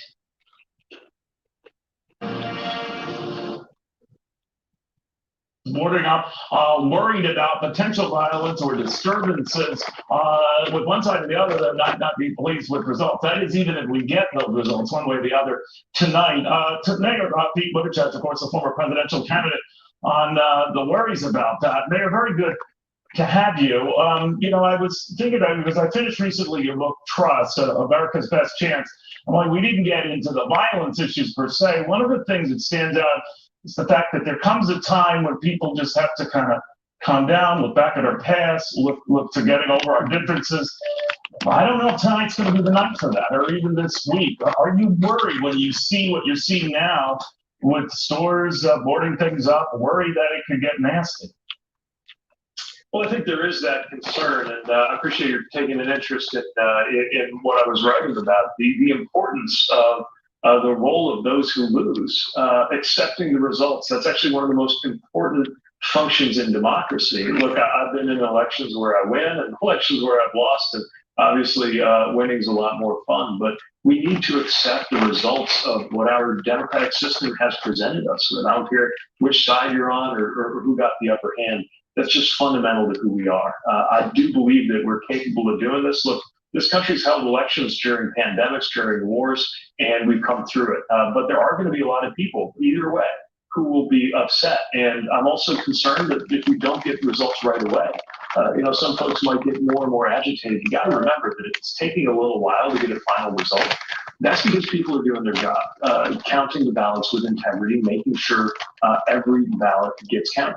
You do address in the book that social media, which is interesting, the timing, because I assume you wrote this before all the latest stuff, the dust-ups and the concerns, and whether Facebook, Twitter, some of these others are deliberately biased against conservatives. I don't want to get into that as much as I want to get into how a Biden administration, if it came to that, I know that's your wish, but you really tell whether it's going to happen, should they be policed beyond just the bias issue that or to the fact that they've gotten too big for their britches and that they feed this uproar on either side. I want your hair covered.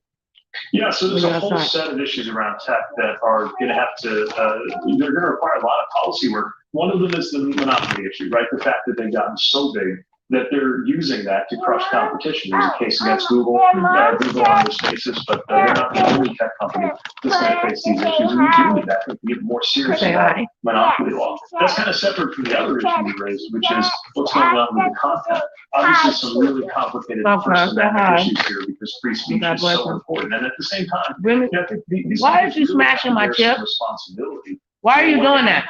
In the same way that your you network picked it up and smashed it now. Don't touch the rest of them. No, put it, eat it. You're smashing them. That's slanderous or libelous or yeah, hand me my beef jerky. Tech companies kind of want to have it both ways, right? They want to say, we're just like a bulletin board. We don't take any responsibility. We're just, where people put things and it's got nothing to do with us. And at the same time, they actually make more money. Did you eat it's it all? Not controversial because that's what our eyeballs go to. That's how the Did you eat it all? Work. I do think we're going to have an updated. Where's the rest of it at? Not a government saying what you can't. Did you eat the rest of the beef jerky today? That was on the counter. Just a different level of responsibility. How many beef jerky out the cabinet? On the sort of stuff they push, it's right over there. Misinformation doing harm.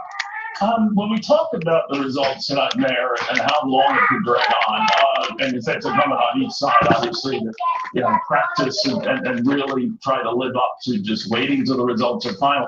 But this could drag on for quite a while if there are lawsuits. I was reading somewhere, I could be wrong there, that there are 200 lawsuits that can be filed in various states to challenge whatever the results are. That means this could make the 2000 experience seem like a cakewalk. How do you urge both sides just to calm down? Yeah, I think, again, it's partly by appealing to our American values. The idea that even as bitterly divided as we've gotten to be politically, we have a fundamental commitment to the idea of democracy, that the voters decide. And, there is going to be a lot of noise. My hope is we'll have a decisive result fairly soon, but, that really comes down to a handful of states, and we just don't know yet. And so I think it's a matter of remembering that we're going to get through this. Of course, I'm worried about the president's supporters who may struggle to accept the fact that he's always been underwater on approval, and yet I think many of them would be shocked to see him lose. On our side, of course, there would be enormous concern about people who feel like their safety as Americans is at stake. If there were to be 4 more years under this president. But at the end of the day, this is why we have an election. And I believe this is why we're going to win the election. But at the end of the day, this is about the voters, not about who declares what or what kind of noise politicians make. I'm also concerned about the court cases, especially if they have the effect of trying to stop valid voters from having their votes counted. I think that's obviously only a strategy you would adopt if you think you're not going to win over most voters. And my hope is at the end, at the end of all this, we reach the conclusion that the best way for campaigns to strategize is around persuading voters, not discouraging or discounting votes. Yeah, and everyone stay calm in the process. Mayor B. Buttigieg, very, very nice having you. Thank you for taking the time, sir. Thanks for having me. I appreciate it. All right, Mayor B. Buttigieg. All right, the read on how things might be going in Wisconsin right now, a true battleground state. The president won it 4 years ago. How are things looking now? State's former governor on that. Answer this. You can worry about. Doing well among immigrants, because immigrants who've had this experience with socialism are very, very concerned about what they're seeing in the Democratic Party. I think that's why trying to tar Biden is something that's not been such a big part of the strategy. He's not social. But what's interesting is there are some troubling signs in Miami-Dade, but then in Broward County, you're seeing a massive outpour. And there's some constituencies that we don't talk about enough. The West Indians, the Jamaicans, they love Kamala Harris because her dad is from Jamaica. So that they got a big push there. And you also have the formerly incarcerated folks who got their rights back. The Florida Rights Restoration Coalition got them their rights back. At first, they were kind of like, well, Biden was kind of a mass incarcerator. Then the Republicans came down so hard on them, saying, we don't want you to vote. So they pushed 700,000 people back toward the Democrats. Not very smart. And then lastly, the Puerto Ricans, because of they're the biggest climate refugees. They had to leave their island because of all the storms there. There's a big Democratic base there. So you got Puerto Ricans, West Indians, formerly incarcerated people, and then Broward County. So now you got to have this thing. Miami-Dade versus Broward County is going to be a big I think an important point. There's no doubt that Miami-Dade is important, and it's important to Democrats, and he has to. Joe Biden has to perform at least close to what Hillary Clinton did. He doesn't have to do what she did, but the state's more diverse than it was 4 years ago, and Joe Biden is doing much better with white voters, and I think that's going to be a theme throughout this night. He is at. Polling, Donald Trump beat Hillary Clinton by 20 points in this country among white voters. Joe Biden has cut this to single digits. In Florida, he's cut the lead in half. So you look at a county like Pinellas County, where St. Petersburg is, and that is a county that Barack Obama won in 2012. Trump won in 2016, largely white retirees. He's not doing as well, Trump, with seniors as he did 4 years ago. It's so that's going to be another bellwether. It's like Biden's getting more white folks than Democrats usually get, and then Trump is getting more African American men and Latinos. But the math of that may actually wind up favoring Biden. Yes, there's more white folks. 60% of the state is white. He's losing seniors by 20 points. And that may be part of the increase with white voters. That may be a lot of that may be seniors. But you want to look at Broward County, where my dearly departed mother was a poll worker in Broward County, and you look at what's going to happen there, and I guarantee you're going to see a large shift among seniors. We are just minutes away from our first exit poll results. We'll be back in a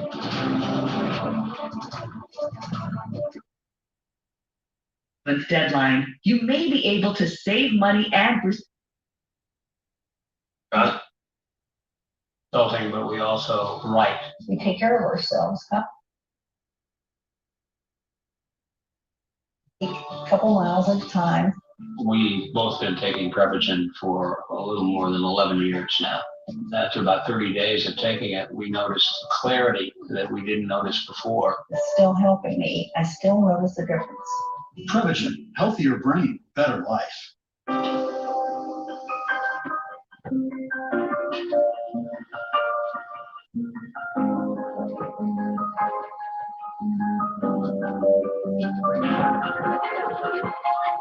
Since pioneering the SUV in 1935, the Chevy Suburban has carried many things. Nothing more important than family. Introducing the most versatile and advanced Chevy Suburban and Tahoe ever. Dolph Lundgren, you've got a 160 IQ, a master's in chemical engineering, and you're technically a genius. And it appears you're quite the investor.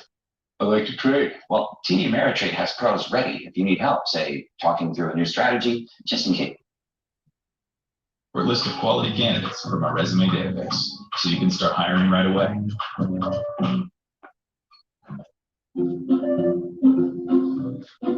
Anna. You've changed for good. And when it really mattered, you trusted agency. Because staying home or venturing out, no one has more ways to help keep what matters most safe than EDT. If you need life insurance, SelectQuote can help you get it at a price you can afford, even if you're not in perfect health or were turned down by others. Select Quote found Tanya, who has type 2 diabetes, a $500,000 policy for only $44 a month. Rick has sleep apnea. We found him a $1.5 million policy for only $68 a month. And Select Quote found Jacob, who is in excellent health, a $500,000 policy for only $20 a month. Our secret? At Select Quote, we aggressively comparison shop highly rated companies, including Pacific Life, American General, Prudential, Mutual of Omaha, and more, to find you the company with the best rates based on your needs. Give your family the security they need at a price you can afford, even if you're not in perfect health. Call 1-800-709-0373. That's 1-800-709-0373. Select Quote. We shop, you save. At VisionWorks, we know it's easy to forget to lose your vision benefits before the year's up. This is us making sure you don't. Use them before you lose them. That fire 100-day guarantee. VisionWorks, see the difference. If something happened to you, what would happen to them? Their home, their education, their future. You need life insurance. And chances are, Select Quote can help you get it for less than $1 a day. Select Quote found Jacob 40, a $500,000 policy for only $19 a month. And Select Quote found his wife Wendy, a $500,000 policy for only $17 a month. Our secret? At Select Quote, we aggressively comparison shop highly rated companies to find you the company with the best rates. We found Gary, 35, a $1 million policy for only $22 a month. Why pay more? Give your family the security they need at a price you can afford. Call 1-800-289-6041 or go to selectquote.com now and get the insurance your family needs. At a price you can afford. Select Quote. We shop, you save.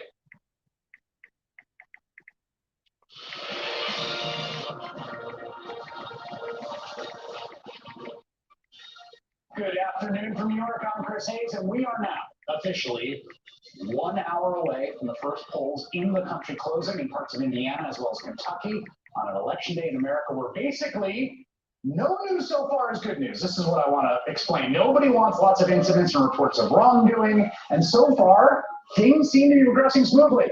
And that is, we should keep in mind, largely because more than 100 million Americans already cast their ballots before the day began.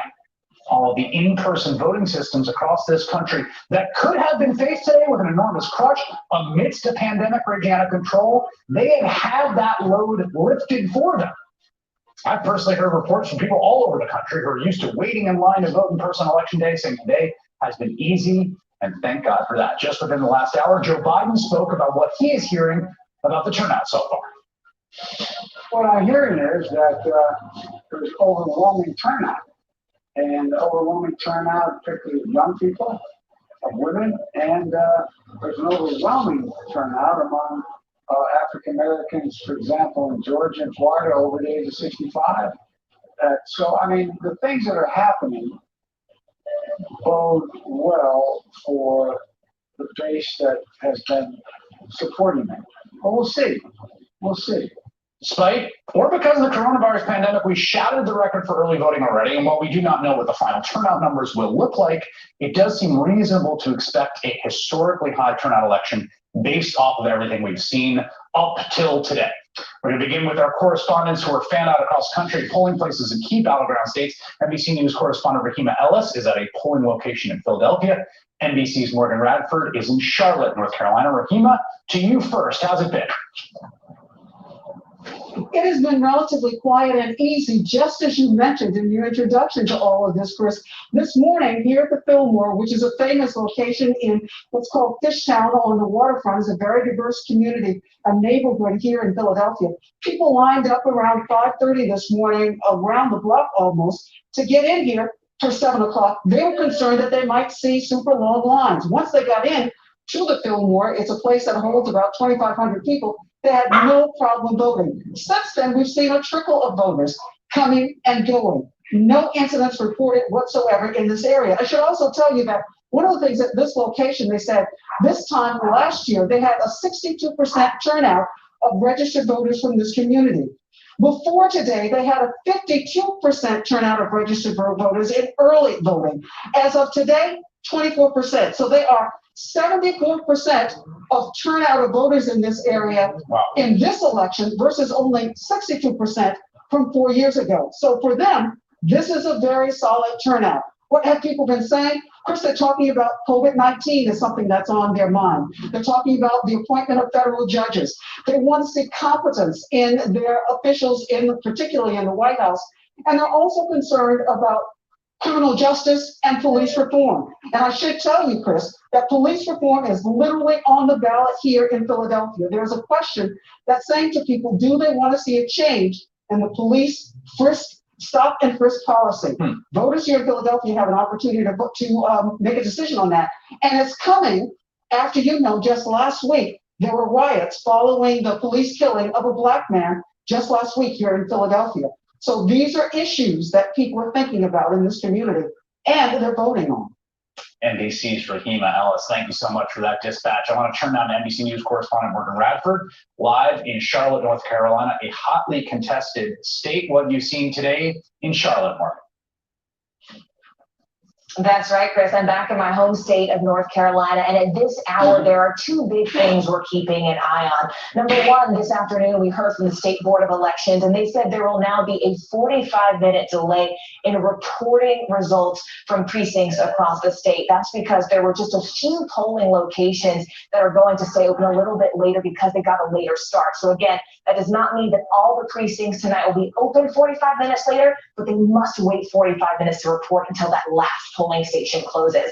The second thing we're watching is interesting, Chris, because we've been talking to state party officials from both parties, as well as the State Board of Elections, and they're really keeping an eye in these final hours on those unaffiliated voters. Both state Democrats and state Republicans say they have each respectively seen a surge in north of 100,000 new registered voters since the last election. But what they're both keeping an eye on is the 400,000 registered unaffiliated voters who registered since the last election. So typically when we talk to officials here, they said they tend to generally swing Republican in this particular state, but just recently they've been seeing a lot of new families, young families moving into the area. And so some state Republicans are a little bit concerned that they're going to swing Democrat.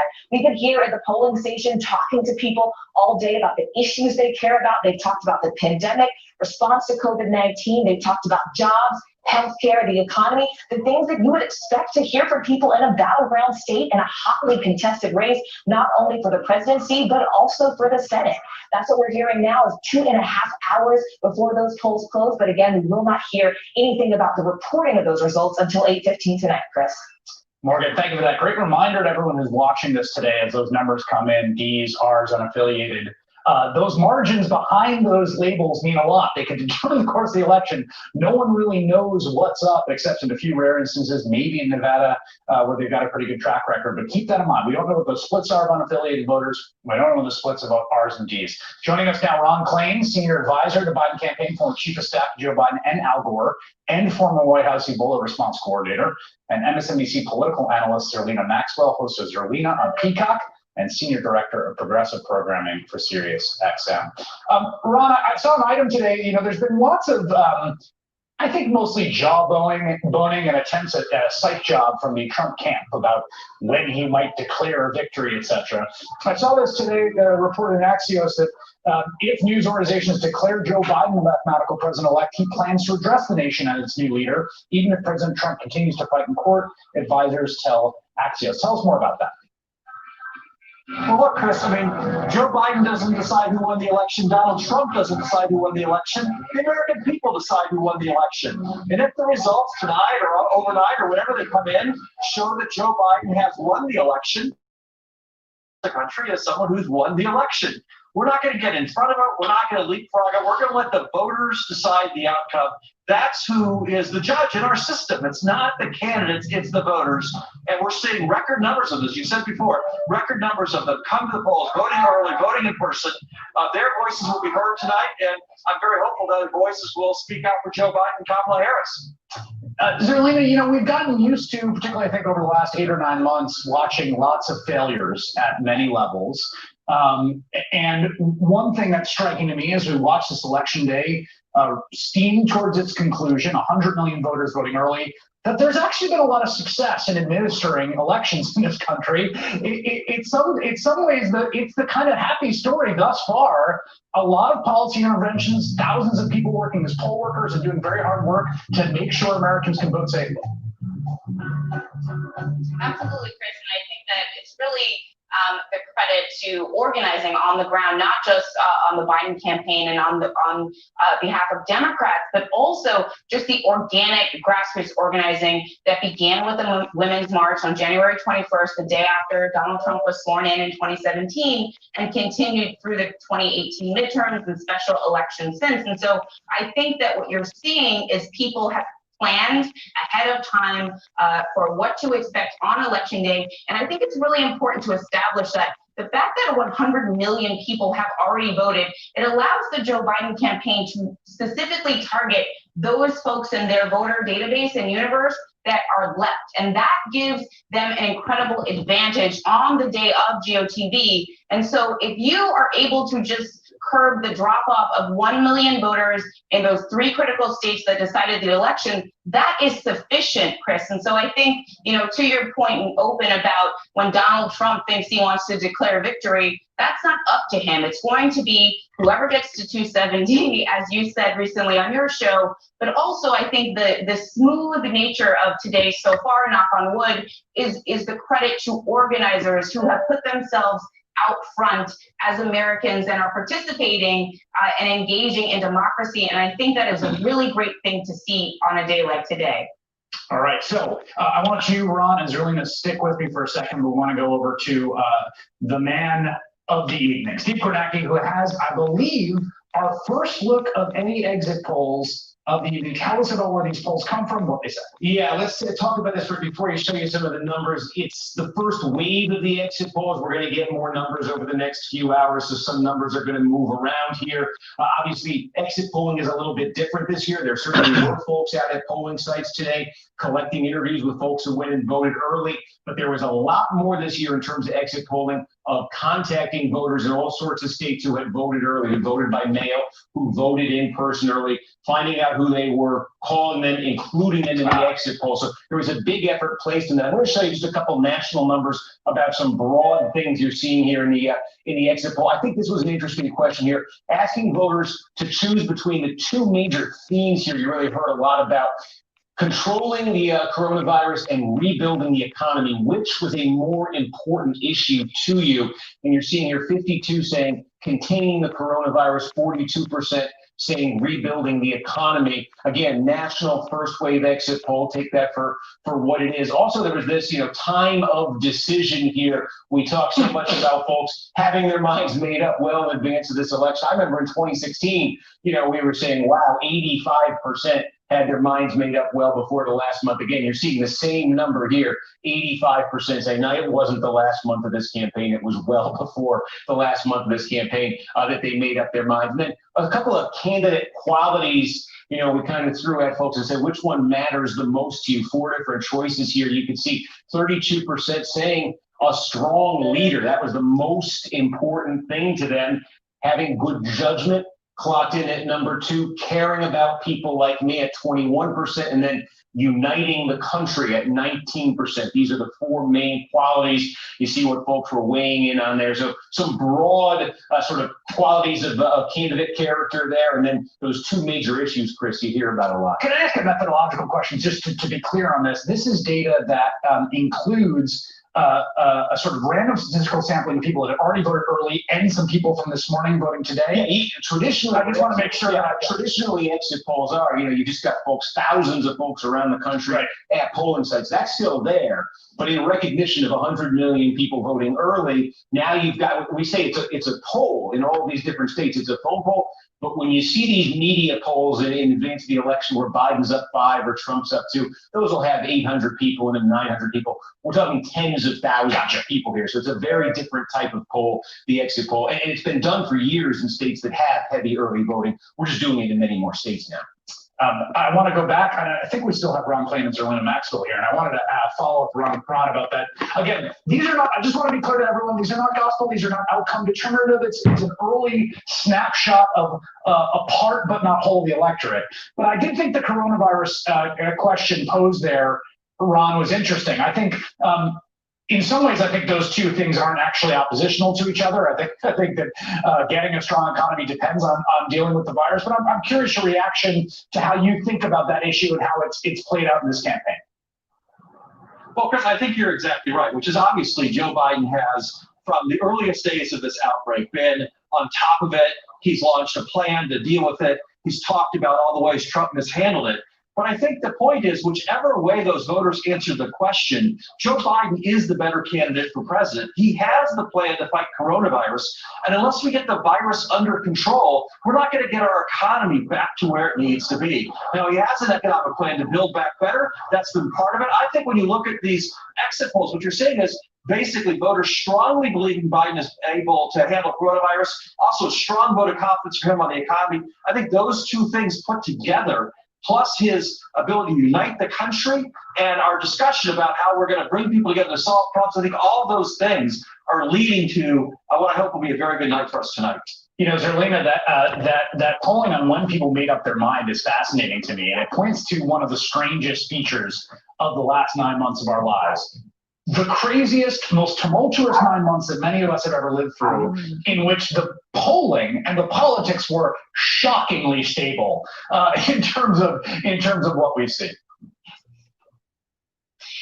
Yeah, that does surprise me, Chris, because I think that one of the things I've been thinking about all week is the fact that the pandemic has essentially equalized some of the impact of the damage and incompetence of the Trump administration. Early on, it was the Muslim ban or child separation, which impacted specific communities. But the pandemic was something that impacted everyone, not in the exact same way, but certainly changed everyone's daily lived existence. And I think that is the most pressing concern. So it does surprise me a bit that folks had perhaps decided before they had to go into quarantine. But I do think, especially in the late phase of the campaign here, basically Donald Trump's rally schedule was a reinforcing message that he does not take the pandemic seriously, that he does not follow scientific guidelines, and he's defying them every single time he has a rally. So even though he thought those rallies were great for him, I think it just reinforced in voters' minds that he is not able to handle this crisis, which will need to be handled very swiftly in order to get the economy back on track and in order to get the country back on track. It's a great reminder, of course, that just because it's election day, the virus has not gone anywhere. There are some numbers coming in that don't look great. In fact, it's going to be a very bad day, most likely. There are people right now watching who are nervous about loved ones who are hospitalized, and we will be monitoring all that as well. Ron Klain and Zerlina Maxwell, thank you both. Zerlina will be up late for election coverage on Peacock with our buddy Mehdi Hassan, starting at midnight Eastern on The Choice. Definitely check that out. A lot more to get to this hour. Coming up, we'll look at how Democrats are pushing back against Republican efforts to disqualify ballots, plus Joe Biden's fight to expand the electoral map and pick off red states. We've also got James Carville, who will be with us. It is election day. Settle in and don't go anywhere.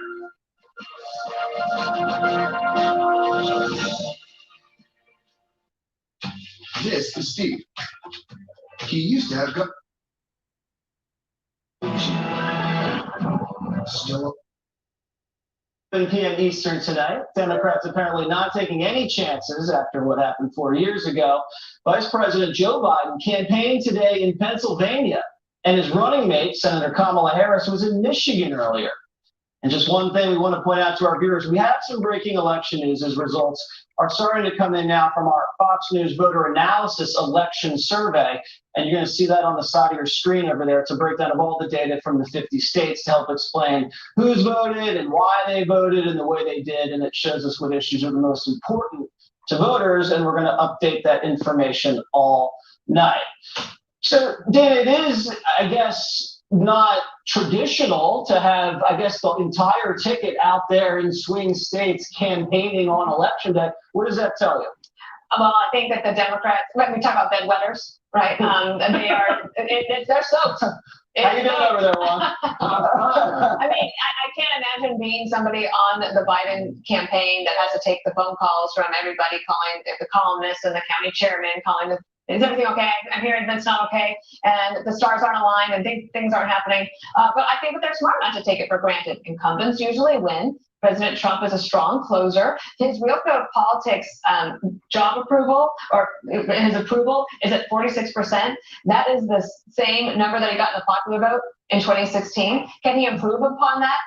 That might be with a different mix of voters, right? So if you didn't vote in 2016, are you more likely to vote in 2018? The Biden people are hoping if you're somebody that didn't vote then, you're voting now, that you're going to vote for them. And I think that I do have to say a note, compliment to Jen O'Malley Dillon. She is the Biden campaign manager, and she seeks no publicity at all. Kind of like Bill Stepien of the Trump campaign. These people, they've sat behind the scenes. They are worker bees, and she is very cautious. And she's told the Democrats don't take anything for granted.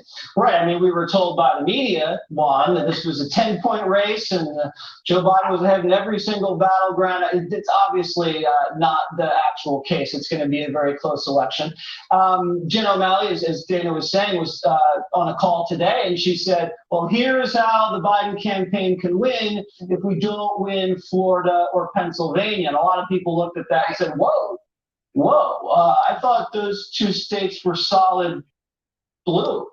No, I mean, look, this is the thing. I think I understand how you're positioning this because you want to be pro-Trump. Oh, do you, Juan? Yeah, but do you understand what I'm doing? What she's saying is there's so many options for Joe Biden. The key here, and I think this is what you're seeing from the polls, Jesse, is that Biden expanded the map. No, look, I said this to someone earlier. I was on a radio show.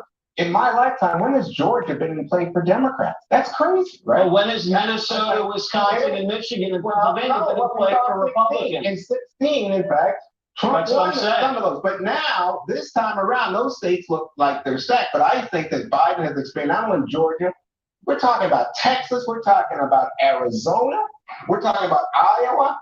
I mean, that's pretty amazing. President Trump is going to win Texas, Florida, Georgia, Iowa, Arizona, and North Carolina. If you're a big boy, I'm going to give you a big present on Christmas. I mean, your fantasy. I don't want anything, and it's not a fantasy. But one last point. I think the president today said losing is tough. It is. He looked like he was ready to lose.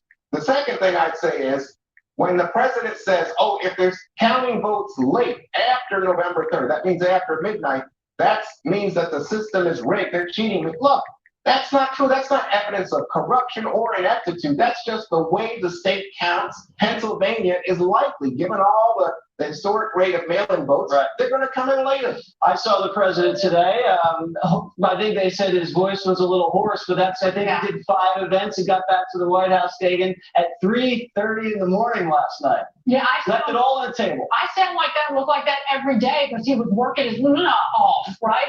Joe Biden only has to follow one mantra: don't be Hillary Clinton. He has to be out there actively campaigning up until the very end, or he'll never hear the end of it.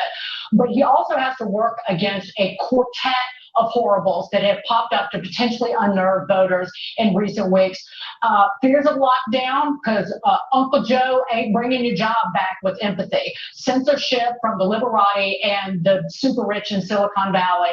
The Biden oopsie or promise, however you want to call it, to basically start killing off the oil and gas industry in this country, essentially wiping out American prosperity. And then the final one, in my mind, all this plywood going up in all these major cities, these businesses boarding up. They were looted by rioters a few months ago when Joe Biden would not step up and condemn it, only turned on mayhem when it didn't poll well for him.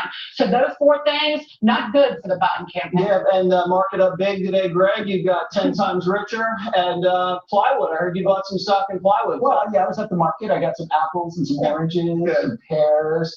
I'm in a really good mood. You know, I feel pretty good. And I think I would feel pretty good if there wasn't election. And I think that's what we're talking about here, is that the Trump voter and the Trump supporters tend to be pretty happy, and the Biden supporters and the Biden voters seem really anxious. Is that because of the election, or is that just who they are? And I think that there's this interesting thing where for Republicans and conservatives, politics isn't a lifestyle. You know, if they lose this election, including Trump, if he loses, they just get on with their lives. But it's not like that with the Democrats. This is a big deal because They politicize every single part of your life: academics, education, and all kinds, entertainment, sports. Everywhere you go, it's politics, and it drives Republicans crazy because that's only one part of their life. I will finish with an analogy. For the left, life is like a skyscraper. The bottom floor is politics. If you pull that out, it all goes down. For Republicans and conservatives in general, life is like a shopping mall. If that one store closes, politics gets boarded up. All the other stores remain open. The other stores could be family, religion, friends, wine, sports, and hobbies. We're all not dependent or touched by politics and everything. And I think that's why you see you're going to see a good mood no matter whether people are going to be sad if Trump loses, but it's not this internal, my life is over sadness that you're going to see on the streets if Biden loses. Yeah, and if you're unhappy, read Greg's book. It's a self-help book for people that don't like self-help books. The plus, yeah, thank you. All right, and look at all of our neat voter analysis there on the screen. It actually says over 80% of Americans feel confident that their votes will be counted if cast properly. That's a good thing because we want to believe in the integrity of the election. All right, I have you. I think, personally, is election chaos coming? Is it? Both sides claiming the other will prematurely declare victory tonight. What Trump and Biden are saying next.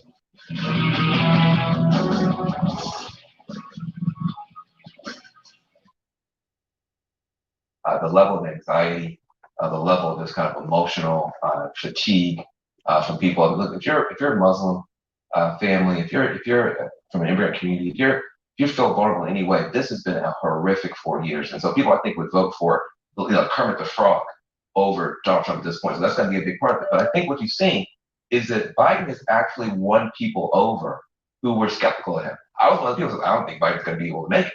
A lot of people, they've seen the consistency. What do you do? The first thing he did this morning, he went to mass. And people forget, he's a Catholic, he's a man of deep faith. His message today is the same as it was when he started the campaign. And his message that we need to come together, I think, has really broken through. So I think that number has gotten less now an anti-Trump party and more a pro-Biden unity message party. I think you're going to see that tonight. I would make the argument that most decent Americans, which I think the vast majority of Americans are, don't like to say they're voting against somebody. That's right. And so I think that number is generally like Republicans. Only 14% say they're voting against Biden. That's because they don't want to go in there and think, well, I'm voting against somebody. So the fact that 31% were willing to admit that they were voting against Donald Trump, that's a big number. It says a lot about Trump. It does say a lot about Trump. It's just rub this country raw. Look, I've just been rubbed raw by the disrespect, by the consistent, outlandish behavior, by the lying. So yeah, I think it says a lot about Donald Trump. I think this election is about two emotions, one in common with the parties and one different. Both are playing to America's fears of what the other is going to do, who is doing, or will do. So fear is a common. The difference is loving Donald Trump or hating Donald Trump. And which is fear is an equal motivator. But which one is the more powerful motivator? Being for someone or being passionate for them or being passionate against them? Or a change. I think people loving the communities that have been disrespected by Donald Trump. I see a lot of love. In fact, one thing that's really interesting about this campaign, this politics of joy that's coming. As you see people standing these long lines, the young people are bringing a different spirit. It's not an angry spirit from young people. They were angry this summer. You're seeing this politics of joy. You're seeing groups, the Vote Mob group and the Student Power Network and all these people, they're bringing music, they're bringing joy. Why? Because they are tired of being tired and they want something better. It shows in their politics. The first votes of the night are coming up at the top of the hour. We'll have more exit poll results soon. Much more ahead on this election night in America. The same age and same generation, we remember Y2K, which was it's a fascinating story. 1999, people thought that the computers around the world would melt down because their dates only included 2 digits. There was a lot of hype about that. And there was actually a lot of work done to work on that so it wouldn't be a disaster. I mean, it wasn't a disaster. I mean, I think you can make a little bit of a case so far about the election administration process. There were lots of warnings, and in response to warning, lots of changes and lots of energy, such that we're now in a place that so far is looking pretty good. Absolutely. That's the sense that I got across the country, Chris. There's widespread awareness over what could happen, and there are widespread preparations to make sure those eventualities don't come. Hey, Tara, info for you. How you doing? Call me on the phone. I'm just sitting up here relaxing. The kids outside playing and listening to the election. So what's the T? What is the T, Tara, info for you? What is the T, sis? I think it's a great point. Again, we are at 5:30 here on the East Coast on Election Day, so nothing is done as it still is done. But as of this point, there has been a lot of hard work by a lot of people to make sure that people can vote and vote safely. Alex Wagner, Ned Foley, Vanita Gupta, thank you all. Ahead, Joe Biden's making a real push. The results. To several promising vaccine candidates. Okay, I think we listened to enough news. I'm about to close this out and I'll start up another live in a little while. You're listening to your girl, Nicole Reloaded, locked and loaded with another video. Remember, be a blessing to others and not a curse. Make sure that you like, share, thumbs up, and all that good for your girl, man. May God bless America. What you got to say, Chocolate? I'm out, y'all.